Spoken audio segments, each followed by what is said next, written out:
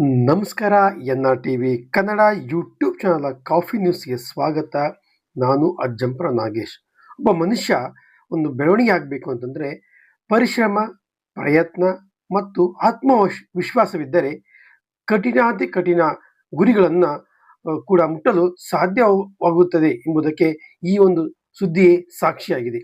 ಅಂದರೆ ಈ ಮಹಿಳೆಯರು ಸಹ ಎಲ್ಲ ರಂಗದಲ್ಲಿ ತನ್ನ ಛಾಪನ್ನು ಸಹ ಮೂಡಿಸಿದ್ದಾರೆ. ಅದರಲ್ಲೂ ಸಹ ಆರ್ಮಿಯಲ್ಲೂ ಸಹ ತನ್ನದೇ ಆದ ಛಾಪನ್ನು ಮೂಡಿಸಿದರೆ ಅದರಲ್ಲೂ ಸಹ ನಮ್ಮ ಉತ್ತರ ಕರ್ನಾಟಕದ ಹೆಮ್ಮೆಯ ಸುಪುತ್ರಿ ತಮ್ಮ ಆರ್ಮಿಯಲ್ಲಿ ಉನ್ನತ ಹುದ್ದೆಯನ್ನು ಹೊಂದುವುದರ ಮೂಲಕವಾಗಿ ತಮ್ಮ ಕರ್ನಾಟಕದ ಹಿರಿಮೆಯನ್ನು, ತನ್ನ ಗ್ರಾಮದ ಹಿರಿಮೆಯನ್ನು ಹೆಚ್ಚಿಸಿದ್ದಾರೆ. ಇವರು ನಮ್ಮ ಉತ್ತರ ಕರ್ನಾಟಕದ ನರಗುಂದ ವಿಧಾನಸಭಾ ಕ್ಷೇತ್ರದ ಹೊಂಬಾಳ ಗ್ರಾಮದ ಹೆಣ್ಣು ಮಗಳಾಗಿದ್ದಾರೆ. ಇವರ ಹೆಸರು ಶ್ರೀ ಕರ್ನಲ್ ಸ್ಫೂರ್ತಿ ಕುಲಕರ್ಣಿಯವರು. ಇವರು ಆರ್ಮಿಯ ಗಡಿ ರಸ್ತೆಗಳ ಸಂಘಟನೆಯ ಚೇತಕ್ ಯೋಜನೆಯಡಿಯಲ್ಲಿ 45 ಕಾರ್ಯಪಡೆಯ ಕಮಾಂಡರ್ ಆಗಿ ತಮ್ಮ ಅಧಿಕಾರವನ್ನು ವಹಿಸಿಕೊಂಡಿದ್ದಾರೆ. ಮೊದಲ ಮಹಿಳಾ ಅಧಿಕಾರಿ ಎಂದು ಹೆಗ್ಗಳಿಕೆಗೆ ಪಾತ್ರರಾಗಿದ್ದಾರೆ. ಇವರಿಗೆ ನಾವು ಸಹ ತುಂಬ ಹೃತ್ಪೂರ್ವಕ ಅಭಿನಂದನೆಗಳನ್ನು ಸಲ್ಲಿಸುತ್ತಾ ಈ ಒಂದು ಹೆಣ್ಣು ಮಗಳಿಗೆ ನಮ್ಮ NRTV ಸಹ ತುಂಬ ಹೃದಯದ ಅಭಿನಂದನೆ ಸಲ್ಲಿಸುತ್ತದೆ. ಹಾಗೆ ಈ ಮೂಲಕ ಶುಭವನ್ನ ಹಾರೈಸುತ್ತೇವೆ. ನೋಡಿ, ರಾಸುಗಳಲ್ಲಿ ಹೆಚ್ಚು ಪ್ರಸಿದ್ಧಿಯನ್ನು ಪಡೆದಿರುವುದೇ ಅಮೃತ್ ಮಹಲ್ ತಳಿ. ಈ ಒಂದು ಅಮೃತ್ ಮಹಲ್ ತಳಿ ಒಂದು ಸ್ಥಳ ಇರುವುದು ಚಿಕ್ಕಮಗಳೂರು ಜಿಲ್ಲೆ ಅಜ್ಜಂಪುರ ತಾಲೂಕಿನ ಅಜ್ಜಂಪುರ ಪಟ್ಟಣದಲ್ಲಿ ಇರುವಂತಹ ಒಂದು ಅಮೃತ ಮಹಲ್ ತಳಿ ಸಂವರ್ಧನಾ ಕೇಂದ್ರ. ಇದು ಈ ಇತ್ತೀಚಿನ ದಿನಗಳಲ್ಲಿ ಅಧೋಗತಿಗೆ ಹೋಗ್ತಾ ಇದೆ. ಈ ಒಂದು ಸ್ಥಳಕ್ಕೆ ಕರ್ನಾಟಕ ಸರ್ಕಾರದ ಇಂಧನ ಸಚಿವರು, ಪ್ರವಾಸೋದ್ಯಮ ಇಲಾಖೆಯ ಸಚಿವರು ಹಾಗೂ ಚಿಕ್ಕಮಗಳೂರು ಜಿಲ್ಲೆಯ ಉಸ್ತುವಾರಿ ಸಚಿವರಾದಂತಹ KJ ಜಾರ್ಜ್ ಅವರು ಈ ಒಂದು ಸ್ಥಳದಲ್ಲಿ ಭೇಟಿ ನೀಡುವ ಸಂದರ್ಭದಲ್ಲಿ ಒಂದು ತಳಿ ಸಂವರ್ಧನಾ ಕೇಂದ್ರದಲ್ಲಿ ಯಾವ ರೀತಿಯಾಗಿ ಕೈಗೊಳ್ಳುತ್ತದೆ, ಏನು ಸಮಸ್ಯೆ ಇದೆ ಎಂಬುದರ ಬಗ್ಗೆ ಸಮೀಕ್ಷವಾಗಿ ತಾವು ಇದನ್ನ ವೀಕ್ಷಣೆ ಮಾಡ್ತಿದ್ದಾರೆ. ಈ ಸಂದರ್ಭದಲ್ಲಿ ಸ್ಥಳೀಯ ಮುಖಂಡರಂತ ಮೆಡಿಕಲ್ ಶಿವಾನಂದ್ ಅವರು ಸಚಿವರಿಗೆ ಇಲ್ಲಿಯ ಒಂದು ಪರಿಸ್ಥಿತಿಯನ್ನ ವಿವರವಾಗಿ ತಿಳಿಸಿ ಸಂದರ್ಭದಲ್ಲಿ ನಮ್ಮ ತರೀಕೆರೆ ತಾಲೂಕಿನ ಶಾಸಕರಾದ GS ಶ್ರೀನಿವಾಸ್ ಅವರು ಸಹ ಈ ಒಂದು ಪರಿಸ್ಥಿತಿಯ ಬಗ್ಗೆ ವಿವರವಾಗಿ ತಿಳಿಸಿಕೊಟ್ಟಿದ್ದಾರೆ. ಅದೇ ರೀತಿಯಲ್ಲಿ ಇಲ್ಲಿ ಏನು ಬೇಡಿಕೆ ಬೇಕು ಎಂಬುದರ ಬಗ್ಗೆ ತಿಳಿಸಿದ್ದಾರೆ. ಸ್ಥಳೀಯ ಮೊದಲನೇದಾಗಿ ಬೇಕಾಗಿರುವುದು ಸಾಕಷ್ಟು ನೀರಿನ ಸಮಸ್ಯೆ ಇದೆ. ಸೊ ಅದರಿಂದ ಕರೆಂಟಿನಲ್ಲಿ ಸಾಕಷ್ಟು ರೀತಿಯ ತೊಂದರೆ ಆಗ್ತಿದೆ ಎಂಬುದರ ಬಗ್ಗೆ ಸವಿಸ್ತರವಾಗಿ ಸಚಿವರಿಗೆ ಶಾಸಕರಾದಂಥ GS ಶ್ರೀನಿವಾಸ್ ಅವರು ತಿಳಿಸಿಕೊಟ್ಟಾಗ ಸ್ಥಳೀಯ ಇದ್ದಂಥ ಅಧಿಕಾರಿ ವರ್ಗಕ್ಕೆ, ಮೆಸ್ಕಾಂ ಅಧಿಕಾರಿ ವರ್ಗದವರಿಗೆ ಒಂದು ಯಾವ ರೀತಿ ಕುಸುಮ B2 ನಲ್ಲಿ ಯಾವ ರೀತಿಯಾಗಿ ಇಲ್ಲಿ ನಾವು ಪ್ಲಾಂಟೇಶನ್ ಮಾಡಬಹುದು, ಹಾಗೆ ಇವರಿಗೆ ಯಾವ ರೀತಿಯಾಗಿ ಇವರಿಗೆ ಕರೆಂಟ್ ಅನ್ನು ಕೊಡಬಹುದು, ಹಾಗೆ ತಕ್ಷಣವೇ ಒಂದು ನೀರಿನ ವ್ಯವಸ್ಥೆ ಮಾಡಲಿಕ್ಕೆ ಬೋರನ್ನು ಕಳಿಸ್ಲಿಕ್ಕೆ ಅನುಮತಿನ ಸಚಿವರು ಅಲ್ಲೇ ತಕ್ಷಣ ಆದೇಶ ಮಾಡುವ ಚಿತ್ರದಲ್ಲಿ ಕಾಣ್ತಿದ್ದೇವೆ. ಒಟ್ಟಾರೆಯಾಗಿ ಈ ಒಂದು ಅಜ್ಜಂಪುರ ಅಮೃತ್ ಮಹಲ್ ತಳಿ ಸಂವರ್ಧನಾ ಕೇಂದ್ರಕ್ಕೆ ಸಚಿವರು ಭೇಟಿ ನೀಡಿ ಒಂದು ಆಶಾ ಕಿರಣವನ್ನ ಮೂಡಿಸಿದ್ದಾರೆ ಎಂದು ಹೇಳಬಹುದಾಗಿ, ಇದರ ಬಗ್ಗೆ ಸಚಿವರೇ ಯಾವ ರೀತಿಯಾಗಿ ಒಂದು ಮಾತನಾಡಿದ್ದಾರೆ ಎಂಬುದರ ಬಗ್ಗೆ ತಿಳ್ಕೊಳ್ಳೋಣ. ಇದೇನಾಯ್ತು ಕುಸುಮ ಸಿ ಇದು ಆಗ್ತಾ ಇಲ್ವಾ ಇಲ್ಲಿ? ಸರ್ ಇದೆ 2-3 ದಿವಸ ನಾನು ಮೀಟಿಂಗ್ ಮಾಡಿದೆ. ಕೆಲವೊಂದು ಕಡೆ ಕಡೂರಲ್ಲಿ ಇದೆ ಸರ್, 2-3 ಕೆಲವೊಂದು ಕಡೆ ಮಾಡಿದೀವಿ. ಪಬ್ಲಿಕ್ ಬಿಡ್ತಾ ಇರಲಿಲ್ಲ. ಅಂದ್ರೆ ಇಲ್ಲೇ ಮಾಡ್ಬೋದಲ್ಲ, ಇವರದಲ್ಲೇ ಮಾಡ್ಬೋದಲ್ಲ. 800 acres ಇದೆ. ಅದರಲ್ಲಿ ನಾವು ಸೋಲಾರ್ ಮಾಡಬೇಕು. ಕೆಲವು ವೇಸ್ಟ್ ಲ್ಯಾಂಡ್ ಅಲ್ಲಿ ಮಾಡಬೇಕು.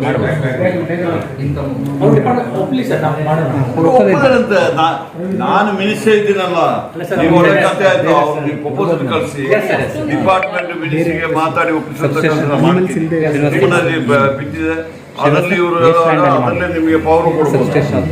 ಫೆನ್ಸಿಂಗ್ ಎಲ್ಲ ಮಾಡ್ಕೊಂಡು ಇಲ್ವಾ ಅಲ್ಲಿ ಈ ಭಾಗದಲ್ಲಿ ಟೋಟಲ್ 4 ಇದೆ. ಯಾವುದು ಕಡೂರ ಇದು ಕಟ್ತಾರ? ಅಧಿಕಾರಿ ಹೇಳ್ತಾರ, ಕಡೂರು ಹೇಳ್ತಾರ.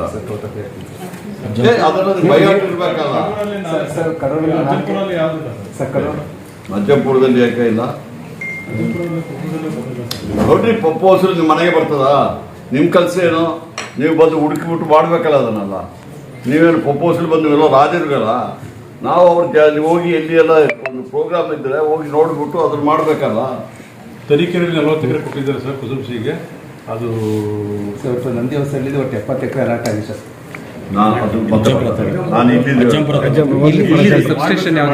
ಇಲ್ಲಿ ಯಾವ ಸಬ್ಸ್ಟೇಷನ್ ಎಲ್ಲಿದೆ?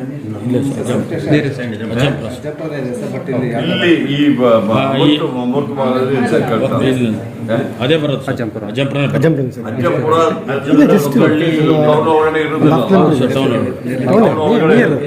ಹೊರಗಡೆ ಹೊರಗಡೆ ಇಲ್ಲ ಸರ್. ಯಾಕೆ ಕಮಿಟಿ ಯಾರು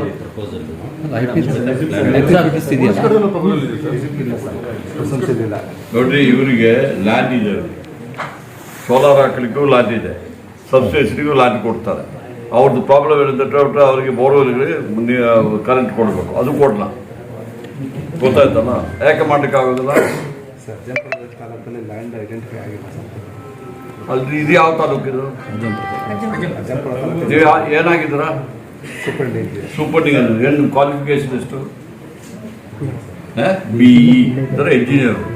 ಅದೆಷ್ಟು ವರ್ಷ ಡಿಪಾರ್ಟ್ಮೆಂಟ್ ಅಲ್ಲಿ ಮಾಡೋದಕ್ಕೆ ಇವ್ರದ್ದು ಜಾಗ ಇದೆ ಸರ್. ಅವ್ರು ಹಿಂದೆ ಇದ್ದ DD ಪರ್ಮಿಷನ್ ಕೊಟ್ಟಿದ್ರು ಸರ್ ರೈಟಿಂಗ್ ಅಲ್ಲಿ.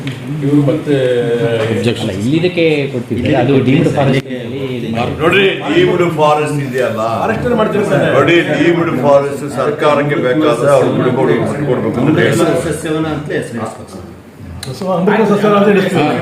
ಡಿಪಾರ್ಟ್ಮೆಂಟ್ ಹೆಸರು ಯಾವ್ದಾದ್ರು ಬೇಕಾ? ನಿಮ್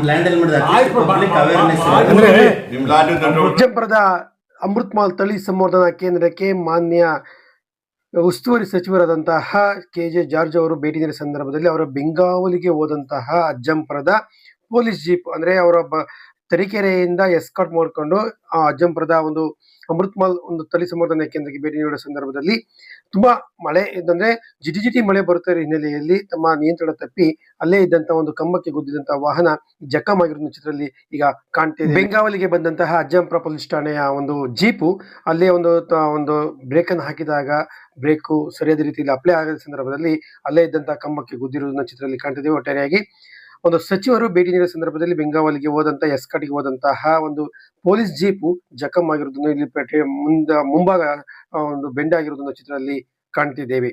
ಈ ಚಿತ್ರ ಕರ್ನಾಟಕದಲ್ಲಿ ಕಾಂಗ್ರೆಸ್ ಸರ್ಕಾರ ತಮ್ಮ ಅಧಿಕಾರವನ್ನು ಚುಕ್ಕಾಣಿ ಹಿಡಿದ ಸಂದರ್ಭದಲ್ಲಿ ಪ್ರಾಥಮಿಕ ಮತ್ತು ಪ್ರೌಢಶಾಲೆಯ ಶಿಕ್ಷಣ ಸಚಿವರಾಗಿ ಮಧು ಬಂಗಾರಪ್ಪನವರು ಆಯ್ಕೆಯಾಗಿ ಉತ್ತಮ ಕೆಲಸಗಳನ್ನು ಮಾಡುವ ಮೂಲಕವಾಗಿ ಹೆಚ್ಚು ಯಶಸ್ಸನ್ನು ಪಡೆದಿದ್ದಾರೆ. ಅದೇ ರೀತಿಯಾಗಿ ಎರಡನೇ ಅವಧಿಗೆ DK ಶಿವಕುಮಾರ್ ಮಾನ್ಯ ಮುಖ್ಯಮಂತ್ರಿಗಳಾಗಿ ಅಧಿಕಾರ ವಹಿಸಿಕೊಂಡಾಗ ಮತ್ತೆ ಪುನಃ ಶಿಕ್ಷಣ ಸಚಿವರಾಗಿ ಮಧು ಬಂಗಾರಪ್ಪನವರು ಆಯ್ಕೆಯಾಗಿದ್ದಾರೆ.